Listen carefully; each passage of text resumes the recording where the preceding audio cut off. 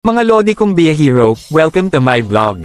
Ang i-share ko na video ngayon ay ang bonding namin with my friends and relatives sa gaganapin dito sa Bunbun Beach na matatagpuan sa Barangay Basdio, Gindulman, Bohol, Philippines. Halina't sama-sama tayong lumusong at magtampisaw sa dagat, nang sa ganon ay manumbalik man lamang ang mga bakas ng alaala ng nakaraan noong tayo'y mga paslit pa lamang sa mundong ito na ating ginagalawan.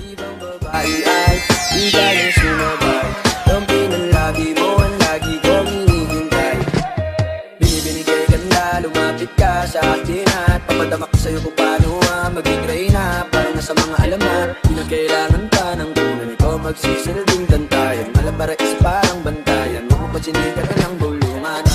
Di natin naruto ang galingan ko pag ikaw kasama ko, kasalantangin hantuman. Oh binibini, just touch my body, don't need nobody else but you, you're my one and only. Medyo tanghalian na rin tayo nakarating sa dakong ito.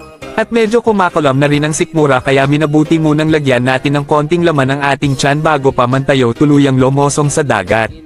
Siyempre, sa kainan ay hindi mawawala ang huntahan ng kung ano-anong mga bagay na pinag-uusapan, lalo na't medyo may katagalan na rin na hindi na nangagpangita. Hindi totoo yan. In short, maritisan muna habang kumakain.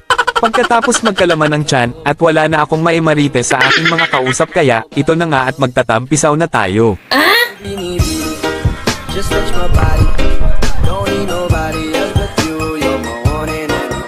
Ibang babae ay di kayang sumabay, dampi ng labi mo ang lagi kong hinihintay. Oh binibini, just touch my body, don't need nobody else but you, you're my one and only. Ibang babae ay di kayang sumabay, dampi ng labi mo ang lagi. Siya nga pala mga idol, nasa paligid din pala ang isang kaibigan, na mga ilang dekada na rin na hindi na kami nagkikita. Bagamat minsan ko nang naging classmate noong nasa elementarya pa lamang kami, ngunit pagdating ng high school ay wala na akong balita sa kaibigan kong ito. Naaasiwa nga akong makikipag-usap, baka ako ay mapahiya lamang ako dahil may bumulong sa akin na isang successful na umano ang taong ito. Wow! Ganun pa man, kahit medyo atubili akong makipaghuntahan nito, ngunit hinarap ko pa rin ito upang makipagkamustahan man lamang at magtanungan ng mga bagay-bagay.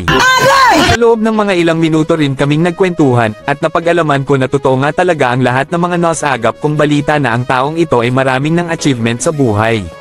At pagkatapos ng aming pag-uusap, ay nanliliit ako sa sarili dahil sa nalalaman ko na itong aking kaibigan ay totoong nakamit niya na ang marangyang pamumuhay kahit na hindi umano siya nakapagtapos ng kanyang pag-aaral.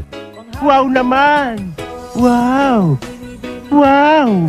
Samantalang ang inyong abang lingkod ay wala man lang naipundar hanggang sa kasalukuyan. Lalo akong napahanga sa taong ito dahil sa kabila ng karangyaang natamo sa buhay ay hindi pa rin nagbabago ang kanyang pakikipagkapwa-tao at taglay pa rin ang mapakumbabang katangian.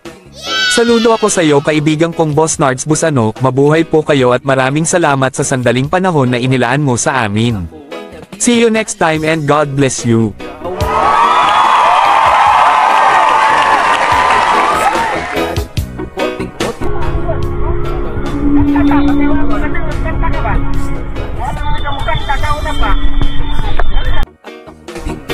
Mga damdamin ko'y nais maparating.